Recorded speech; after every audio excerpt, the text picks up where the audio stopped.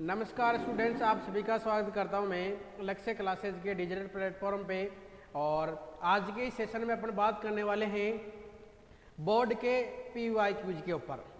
और ये जो PYQs लेके आ रहा हूं मैं, ये है RBSE बोर्ड के 12th एग्रीकल्चर बायोलॉजी सब्जेक्ट के। और इस वीडियो में अपन बात करेंगे चैप्टर नंबर 4 के ऊपर, जो कि है कीट नियंत्रण की विधियाँ।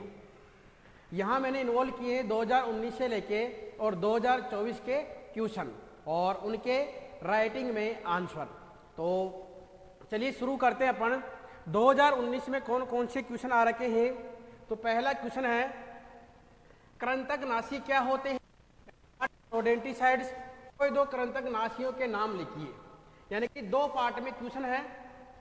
कृंतकनाशी की डेफिनेशन लिख रहे हो तो 1 नंबर मिलेगा, एक उदाहरण लिखा है तो आधा नंबर मिलेगा, 2 उदाहरण कंप्लीट लिख रहे हो तो आधा आधा नंबर मिलेगा, और यानी कि पूरे 2 नंबर का ये मार्क्स है। कृंतकनाशी क्या होते हैं?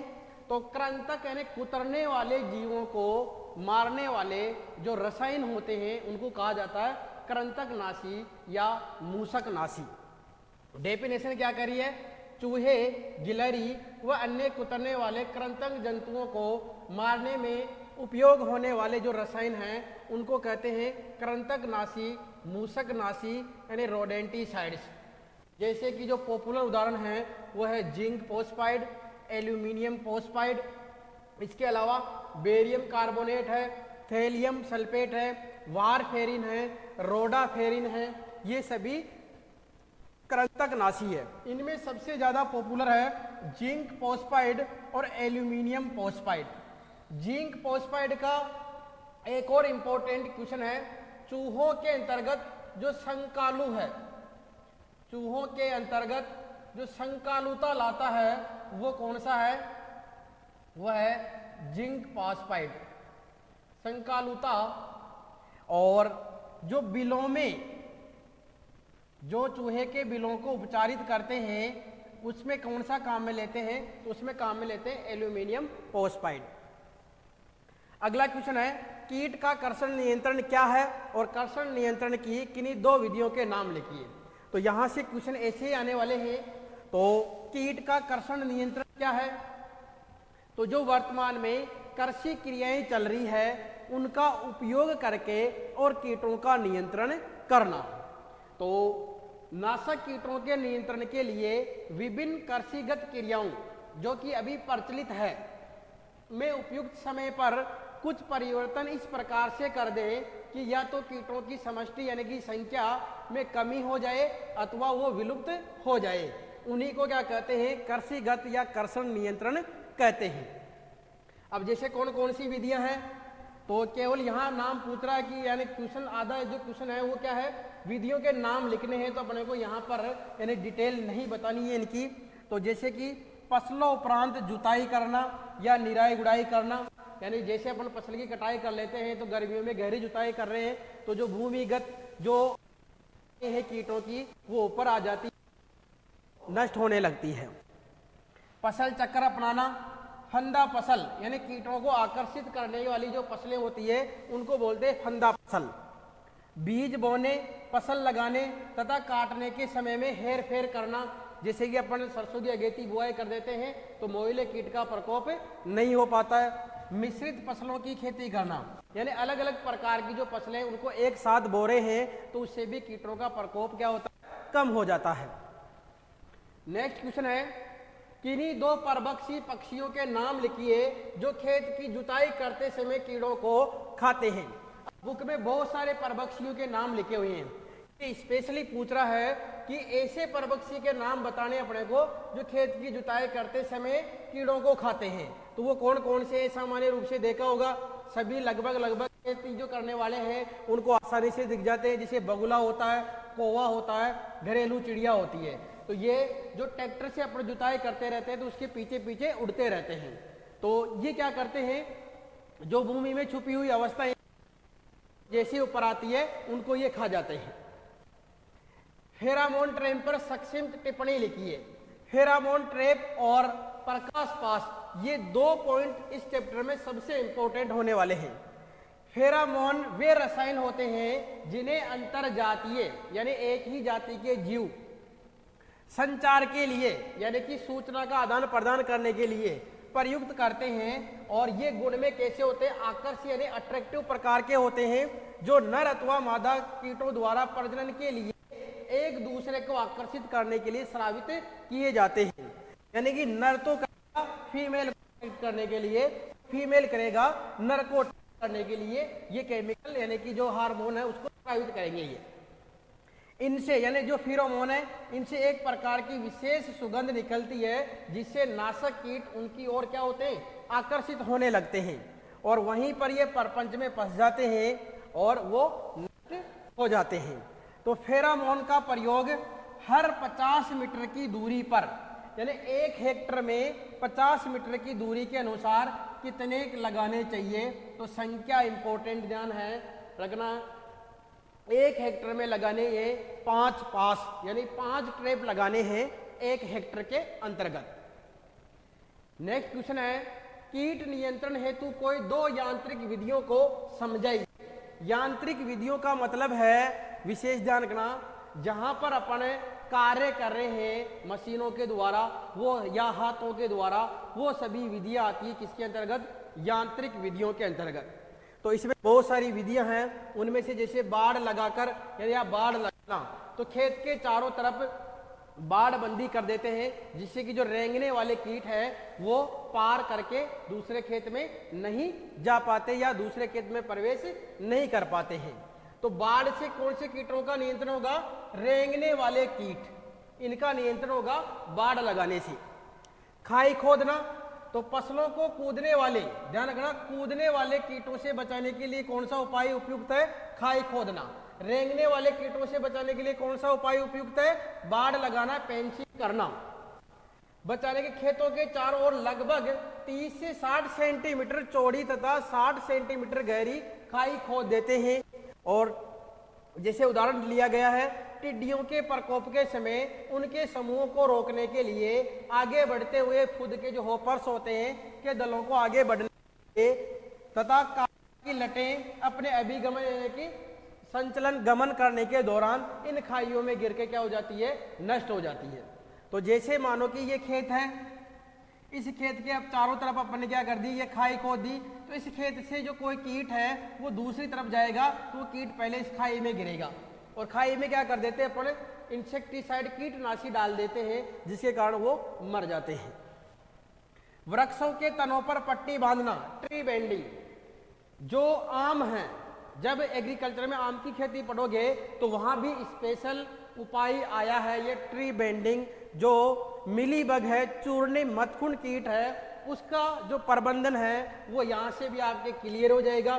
तो इस विधि के अनुसार अल्ट्रा थीन चादर की लगभग 20 से 30 सेंटीमीटर चौड़ी पट्टी को आम के वृक्षों के तनों पर, ध्यान रखना, भूमि से 1 फीट ऊंचाई तक बांध दिया जाता है, जिससे कि आम का जो चूर्णी मधुकुंड है, चूर्णी मधुकुंड का मतलब है मिलीबग, चूर्णी मधुकुंड का मतलब है यहाँ पर मिलीबग कीट की बात कर रहा है, तो उसके नियंत्रण के लिए ये प्रभावी विधि है। अथवा क्या करते हैं, ये चद्दर नहीं लगाए, पॉलीथीन नहीं लपेटे, तो तने पे क्या करते हैं, ग्रीस जैसे चिपचिपे पदार्थ की लगभग 5 सेंटीमीटर चौड़ी पट्टी तने पर लगा दी जाती है। जैसे मान लो ये तना है तो इसके सारे ये मिलीबग ऊपर चढ़ने लगेगा, तो ग्रीस है चिपचिपा, तो ये जो मिलीबग है ये है मुलायम कीट, तो वो इसी से यहाँ चिपक के रह जाएगा, ऊपर तक नहीं बढ़ पाएगा। यहाँ 2 विधियां पूछी है, मैंने यहाँ 3 विधियों का जिक्र किया है, इसके अलावा भी बहुत सारी विधियां हैं। अगला क्वेश्चन है, यह है 2020 के सप्लीमेंट्री के क्वेश्चन। बरूतीनाशी की परिभाषा लिखिए। तो ऐसे रसायन जो बरूतियों को नष्ट करते हैं, तो ये रसायन वे रसायन जो पादप बख्शी बरूतियों को मारते हैं उन्हें बरूतीनाशी कहते हैं। या ऐसे रसायन जो पादप बख्शी बरूतियों को मारते हैं, यानी माइट्स को मारते हैं जो कि पादपों को खाने वाली है, उनको कहते हैं बरूतीनाशी। जैसे कि बाइकोपाल या क्लोरोविजिलेट या कार्बोफिनोथियोन, ये सभी है। इसमें एबामेक्टिन भी आता है जो कि एक विरोधीनाशी है। कीटनाशियों को सुरक्षित उपयोग के लिए कोई 3 सुझाव लिखिए। इसमें लगभग बुक में अपने 8 से 10 उपाय है। ये सामान्य सी चीजें हैं, जब भी अपन दवाइयाँ छिड़कते हैं तो क्या क्या चीजें ध्यान रखी जाती है। तो लिखा हुआ है, सर्वप्रथम अत्यधिक आवश्यकता होने पे ही कीटनाशियों का प्रयोग करना चाहिए। यदि कीटों की संख्या कम है तो कीटनाशियों का प्रयोग नहीं करना चाहिए, क्योंकि कीटनाशियों से क्या होता है, हानिकारक प्रभाव भी होता है। कीटनाशक लाइसेंस शुदा विश्वसनीय दुकानदार से ही जरूरत के अनुसार खरीदना चाहिए। यानी कि जब भी अपन दवाइयाँ लेने जा रहे हैं मार्केट में तो ऐसी दुकान से ही कीटनाशी खरीदे जो लाइसेंस प्राप्त दुकान है। कई सारी दुकानें ऐसी होती है जिनके पास लाइसेंस नहीं है, तो वो वहाँ पर क्या होती है, फर्जी दवाइयाँ मिलती है, जिसके कारण कई बार जो फसलें हैं वो भी क्या होती है, नष्ट हो जाती है। और कई बार एक्सपायरी डेट की दवाइयाँ दे देते हैं, जिसके कारण भी क्या होता है, उल्टा अफेक्ट पड़ने लगता है पौधों के ऊपर। तो लाइसेंस वाली दुकान से ही अपने को पेस्टिसाइड यानी इंसेक्टिसाइड का क्रय करना है। जो भी कीटनाशक खरीद रहे हैं वो ISI यानी कि सर्टिफाइड जो मार्का है वो है ISI, इसके नाम को लेना है। और जो भारत सरकार द्वारा प्रतिबंधित व अधिक जहरीले कीटनाशक है उनको काम में नहीं लेना चाहिए, क्योंकि जो इनका जो रेजिडुअल इफेक्ट है वो फसलों में रहता है, मृदा के मिट्टी के अंतर्गत रहता है, जिसके कारण क्या होता है, मिट्टी भी खराब होती है और जो रेजिडुअल इफेक्ट है वो उनके प्रोडक्टों में भी जाते हैं। कीटनाशकों को घरेलू सामान के साथ रखकर नहीं लाना चाहिए। यानी जब भी कीटनाशी खरीद के ला रहे हैं तो उसके साथ में जो अपने खाद्य सामग्री है घरेलू, उसको साथ में नहीं रखना है। इसके अलावा इस जो कीटनाशी है उसको बच्चों की पहुंच से, जो छोटे बच्चे हैं घरों पे, तो उनकी पहुंच से दूर रखना चाहिए, जिससे कि वो उसको उपयोग में नहीं ले पाए। अगला, इसको ठंडी जगह पर ताले के अंतर्गत रखना चाहिए। इसके अलावा जब भी कीटनाशी लेने जाते हैं या तो उसका जो बॉक्स आता है यानी जो पैकेट आता है उसके ऊपर कलर के मार्किंग रहते हैं, जो कि आप एग्रीकल्चर केमिस्ट्री में पढ़ोगे तो वहाँ उनके सिंबल दिए हुए हैं। जैसे कि लाल कलर से लिखा हुआ है तो यानी वो अत्यधिक जहरीला होता है। तो उसके अनुसार जब भी कीटनाशियों का उपयोग कर रहे हैं, छिड़काव कर रहे हो, तो मास्क का उपयोग करना चाहिए। कीटनाशियों का छिड़काव करने के बाद में स्नान अवश्य करना चाहिए, कपड़े चेंज करने चाहिए। ये सभी इसी की बातें हैं। नेक्स्ट क्वेश्चन है, कीट नियंत्रण हेतु नीम और फेरामोन ट्रैप फिर से रिपीट हो गया है, इनका उपयोग कैसे किया जाना चाहिए या इनके उपयोग का क्या महत्व है। तो नीम के बारे में बात कर रहे हैं। नीम की उत्पत्ति है भारत और इसका वैज्ञानिक नाम, साइंटिफिक नेम है इसका एजाडिरेक्टा इंडिका। ऐसे तो कीट जो नीम है उसके हर भाग में कीटनाशी के गुण होते हैं, लेकिन नीम के सभी भागों में कीटनाशी गुण होते हैं, परंतु सबसे ज्यादा किसमें होता है, निम्बोली के अंतर्गत। कई सारे सक्रिय घटक पाए जाते हैं, लेकिन सबसे महत्वपूर्ण घटक कौन सा है, वो है एजे या एजाडिरेक्टिन, जो कि नाशी कीटों के विरुद्ध प्रतिकर्षी और भक्षण निरोधक होता है। प्रतिकर्षी यानी कि कीटों को दूर भगाता है, भक्षण निरोधक यानी उनको खाने से बचाता है, तथा कीटनाशक क्रिया दर्शाता है, जैसे कि मरु टिड्डी, धान का बूरा फदका, धान का पत्ती मोड़क, सैन्य आर्मी कीट, गोभी की हीरक तितली, चने का फली भेदक, कपास की चितकबरी लट, बैंगन, इन सभी के विरुद्ध ये नीम अत्यधिक उपयोगी है। तो इस नीम की निमोली का घोल बना के और इसका छिड़काव किया जाता है। फेरामोन ट्रैप का पहले जिक्र कर लिया, वही सेम चीज है अपने यहाँ पर। तो ये दूसरी बार रिपीट हो चुका है। कृंतकनाशी पहले भी आ गया, फिर 2023 में क्वेश्चन आया हुआ है, इसकी डेफिनेशन पूछी है। पिछली बार 2 उदाहरण भी पूछे थे, अब की बार केवल डेफिनेशन है। मित्र फफूंद कौन सा है, सबसे पॉपुलर क्वेश्चन है। मित्र फफूंद कौन सा है, तो वह है ट्राइकोडर्मा। इसका जैसा ही एक नाम और आता है, वह है ट्राइकोग्रामा। ट्राइकोग्रामा तो आपको कमेंट करके और बताना है, जैसे कि ट्राइकोडर्मा तो क्या है, मित्र फफूंद है, लेकिन ट्राइकोग्रामा क्या है। ये उदाहरण भी है, तुम्हारे एग्रीकल्चर के अंतर्गत भी ये उदाहरण है, जहां तुम जैविक नियंत्रण पढ़ रहे हो कीटों का और रोगों का, वहां ट्राइकोडर्मा तुम्हारे कोर्स में चैप्टर नंबर 2 के अंतर्गत ये उदाहरण है। और ट्राइकोग्रामा क्या है ये कमेंट में बताना आपको। 1 हेक्टेयर में कितने फेरोमोन ट्रैप लगाए जाते हैं, तो पहले भी बता दिया, 1 हेक्टेयर में 5 फेरोमोन ट्रैप लगाए जाते हैं, लगभग 50-50 मीटर की दूरी के अनुसार। नेक्स्ट क्वेश्चन है, कोई 2 धूमक के नाम लिखिए। धूमक क्या होते हैं, ऐसे रसायन जो वाष्पशील अवस्था में रहते हैं, यानी उनको गर्म करने पे या उनको रखने पर वो क्या करते हैं, वाष्प निकालते हैं, गैस निकालते हैं, और वो गैस कीटों के अंतर्गत जाकर उनको मार देती है। तो मेथिल ब्रोमाइड है, क्लोरोफिक्रीन है, HCN हाइड्रोजन साइनाइड है, इसके अलावा जिंक जो एल्यूमिनियम फोस्फाइड है वो भी इसी का उदाहरण है। कार्बेंडाजिम का एक उपयोग लिखिए, तो बीज उपचार, रोगों से बचाना हो तो अपने को कार्बेंडाजिम के द्वारा बीजों को उपचारित करके फिर बुआई में उपयोग लेना चाहिए। कार्बेंडाजिम क्या है, एक कवकनाशी है, ध्यान रखना है, ये कवकनाशी है। समाकलित कीट प्रबंधन से आप क्या समझते हैं, ये डेट का क्वेश्चन है। तो समाकलित कीट प्रबंधन के ऊपर आपको क्या टिप्पणी लिखनी है वो मैंने सटीक लैंग्वेज में लिख दिया है, जिससे आपको परफेक्ट डेट नंबर प्राप्त हो सके। तो जितनी भी संभावित विधियां हैं कीट नियंत्रण की, उनका प्लानिंग के साथ समायोजन करके और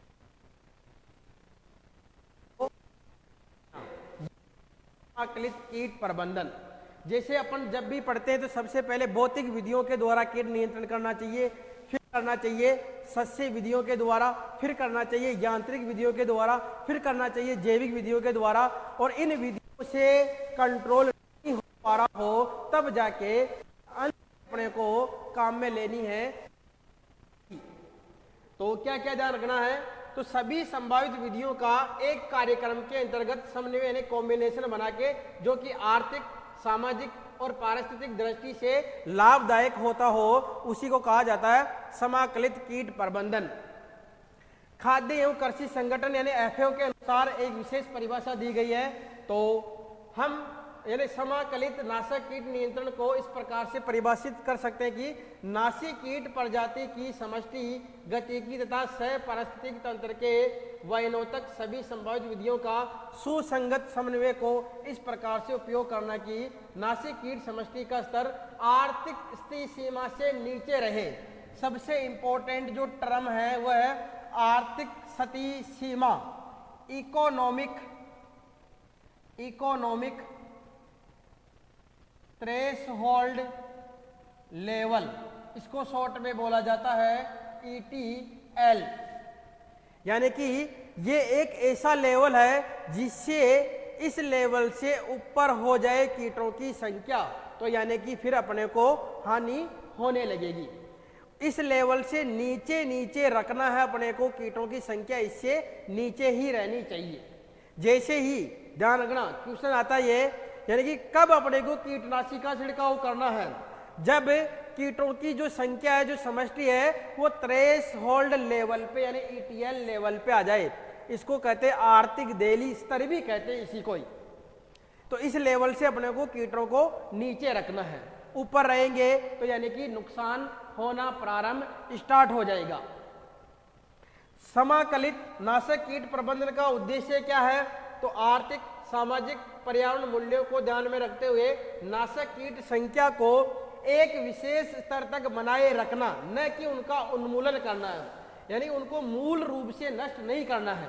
यदि मूल रूप से नष्ट कर दिया जाएगा तो जो इकोसिस्टम है वो अनबैलेंस होने लगेगा। तो एक निश्चित स्तर तक बनाए रखने का मतलब क्या है, ETL आर्थिक देली स्तर से उनको नीचे रखना है। समाकलित नाशक कीट प्रबंधन में प्राकृतिक स्तरों द्वारा हानिकारक कीटों की संख्या स्वतः नियंत्रित होती रहती है। तो ये है IPM integrated pest management. IPM का पूरा नाम भी ध्यान रखना है, जेट में क्वेश्चन आया हुआ है 2018 के अंतर्गत। इंटीग्रेटेड पेस्ट मैनेजमेंट का पूरा यानी आईपीएम का पूरा नाम पूछा गया था वहां। तो integrated pest management, integrated pest management, English में ही ऑप्शन आए थे वहां। कैसे? इंटीग्रेटेड पेस्ट मैनेजमेंट, ऐसे ऑप्शन आए थे। नेक्स्ट क्वेश्चन है, नैपसेक स्प्रेयर का नामांकित चित्र बनाइए। तो ये सभी के पास में ऐसी मशीन देखी होगी आपने, जो खेती करते हैं उनके पास में एक ऐसी मशीन है जिसको अपन छिड़काव के लिए काम में लेते हैं। तो ये हाथ से चलने वाली मशीन है और अभी प्रैक्टिकल का समय है, तो प्रैक्टिकल में भी एक क्वेश्चन इसी के ऊपर आता है जहां पे इस मशीन का डायग्राम बनाना होता है। तो सिंपल सा क्वेश्चन है, 1.5 नंबर का है, डायग्राम आसानी से बना सकते हो। सर्वांगी विष का उदाहरण है, तो सर्वांगी विष है डाइमिथोएट, यानी कि ऐसे रसायन या ऐसे केमिकल जो किसी एक भाग के कांटेक्ट में आने पे वो पूरे शरीर में फैल के और पूरे शरीर पे ही क्या करे, अपना प्रभाव दर्शाए, तो वह है डाइमिथोएट यानी सर्वांगी कीटनाशी या विष या पॉइजन। फसलों में नासी कीटों के शत्रु होते हैं। नासी कीटों का मतलब है नुकसान पहुंचाने वाले कीट, और इनको कौन नुकसान पहुंचाता है या इनको कौन हानि पहुंचाता है? तो जैसे नासी कीटों को कोई भी खाते हैं, मैना भी खाते रहते हैं, घरेलू चिड़िया भी खाती रहती है, तो इसका ऑप्शन है उपयुक्त सभी। तो नासी कीटों के शत्रु कौन है? प्राकृतिक कीट। प्राकृतिक शत्रुओं के नाम से भी ये वर्ड में चलन में है। तो एल्यूमिनियम फॉस्फाइड का प्रयोग खेतों में चूहों के बिलों, पहले ही मैंने बता दिया पहले ही स्लाइड में, एल्यूमिनियम फॉस्फाइड का उपयोग किया जाता है बिलों को उपचारित करने में। और जिंक फॉस्फाइड का सबसे इंपॉर्टेंट क्वेश्चन है वो ये है कि चूहों में किस रसायन के प्रति संकालुता रहती है? तो वह है जिंक फॉस्फाइड। संकालुता का मतलब ये है कि जब भी अपन जिंक फॉस्फाइड रखते हैं खेत में या कहीं भी, तो चूहे उसकी दुर्गंध को आसानी से पहचान लेते हैं। तो इसके लिए विष प्रलोभक तैयार किया जाता है, यानी कि जिस रास्ते से चूहे खेतों में पहुंचते हैं उनमें क्या किया जाता है, पहले जो रास्ते होते हैं वहां सामान्य जो दाना रहता है उनको रखा जाता है। 2-4 दिन तक चूहे खाने की आदत डालेंगे। जैसे उनके आदत डले तो फिर एक अचानक क्या करना पड़ता अपने को, यानी कि ऐसा चुगा रखना पड़ेगा जिसमें जिंक फॉस्फाइड मिला हुआ है। तो जैसे उस चुगे को खाएगा और वो सलट जाएगा। तो विशेष ध्यान रखना है। कीटों के शरीर में प्रवेश करने के आधार पर कीटनाशियों को कितने रूपों में वर्गीकृत किया गया है? 1 नंबर में क्वेश्चन है, तो अपने को इनकी डिटेल नहीं लिखनी है। यदि ये 1 नंबर से ज्यादा का होता तो फिर इनकी डिटेल भी अपने को मेंशन करनी होती। ये विशेष ध्यान रखना है जिससे कि समय की बचत हो, सटीक आंसर मिले और जो एग्जामिनर है उसके ऊपर अच्छा इफेक्ट पड़े, तो अपने को ये सावधानी रखनी है। तो 3 प्रकार का है, कॉन्टैक्ट पॉइजन, स्टोमक पॉइजन और फमीगेंट्स यानी धूमक। कॉन्टैक्ट पॉइजन क्या होते हैं ये बता देता हूं मैं। ऐसे विष जो शरीर के संपर्क में आने पे ही क्या कर देते हैं, उनके ऊपर इफेक्ट डाल देते हैं। स्टोमक पॉइजन यानी कि जो भोजन के साथ शरीर में प्रवेश करते हैं। फेमिगेंट जो वाष्पशील अवस्था में रहते हैं, यानी कि श्वसन के माध्यम से शरीर में प्रवेश करते हैं। अगला क्वेश्चन है, कीट नियंत्रण में प्रकाश पास को लगाने की विधि को समझाइए। प्रकाश पास, लाइट ट्रैप। सामान्य रूप से पहले तो मैं ये बता रहा हूं कि एक अपने ऐसे खंभा रहता है, इसके ऊपर बल्ब लगा दिया अपन ने और इसके नीचे एक बर्तन रख दिया जिसमें क्या भर देते हैं, केरोसिन या कोई कीटनाशी डाल देते हैं पानी मिलाकर। और जैसे ही जो कीट इस बल्ब की तरफ आकर्षित होंगे तो वो यहाँ मंडराएंगे और आपस में के और इस टब के अंदर गिर जाएंगे, जिससे कि वो पानी में डूब के मर जाएंगे या कीटनाशी में डूब के मर जाएंगे। अब कैसे लिखना है, तो इस पास का उपयोग सामान्यतः रात्रिचर कीटों यानी कि जो रात में बाहर निकलते हैं आकर्षित करने हेतु किया जाता है, जो प्रकाश की ओर आकर्षित होते हैं, यानी रात्रि में निकलते हैं और प्रकाश की ओर आकर्षित होते हैं। जैसे विशेष ध्यान रखना अपने को अपने कोर्स में कातरा प्रकाश पिंजरे में, यानी जो ये अपना यहाँ जो पिंजरा बना रखा है इसमें मरकरी बल्ब लगा देते हैं या अल्ट्रावायलेट ट्यूबलाइट लगा देते हैं, तो इसका उपयोग किया जाता है। इनमें सबसे ज्यादा इंपॉर्टेंट है मरकरी जो बल्ब होता है, कीटों को ज्यादा आकर्षित करता है, और जो इसका प्रकाश होता है वो कैसा होता है, दूधिया प्रकाश, ध्यान रखना है, दूधिया प्रकाश। ये प्रकाश पास कब लगाए जाते हैं, तो कीटों के बहिर्गमन, यानी जब कीट बाहर निकलते हैं तो उनका समय क्या है, 7:30 से 10:30 बजे इनको जलाकर और चौड़े बर्तन में रख देते हैं। इसके बाद में नहीं जलाना चाहिए इनको, क्यों, क्योंकि 10:30 बजे यानी 11 बजे के आसपास जो प्राकृतिक जो लाभदायक कीट है वो भी बाहर निकलने लग जाते हैं, तो फिर वो भी अट्रैक्ट होके और वो भी मर जाएंगे। इस चौड़े बर्तन में मिट्टी के तेल सहित पानी मिला देते हैं 5:95 में, जिसमें कोई कीटनाशक मिला होता है। रात्रि में खेतों के पास रख देते हैं। इसकी रोशनी से सफेद लटके बरंग, कातरा, लट, गोभी लट, चने की लट, ये सभी कीट क्या होते हैं, मर जाते हैं। विशेष तौर पर वर्षा ऋतु में कीटों को नष्ट करने का ये सबसे सरल, कम खर्चीला और प्रभावी तरीका है। तो यहाँ पर ये 2019 से लेके और 2024 के क्वेश्चन आपको कंप्लीट करवा दिए गए हैं। तो चैप्टर नंबर 1, 2, 3, 4 यहाँ 4 चैप्टरों का आपको सॉल्यूशन करवा दिया गया है। जो नेक्स्ट क्लास आएगी उसमें चैप्टर नंबर 5 को इन्वॉल्व किया जाएगा, कौन कौन से क्वेश्चन है। तो इन क्लासों को अपने दोस्तों के साथ भी शेयर कीजिए, जिससे कि उनकी तैयारी अच्छी हो पाए। और यहाँ ध्यान रखना है, मैं हर तरीका बता रहा हूँ आपको कि बोर्ड में किस पैटर्न में लिखना है, कैसी लैंग्वेज में लिखना है, कितना अपने को मैटर लिखना है और कैसे अपने को लिखना है, जिससे कि अपने को पूरे में से पूरे नंबर मिले और एग्जाम के जो एग्जामिनर है उसके ऊपर अच्छा इफेक्ट पड़े और वो अपने मार्क्स नहीं काट पाए। धन्यवाद। जय श्री राम, जय श्री कृष्ण।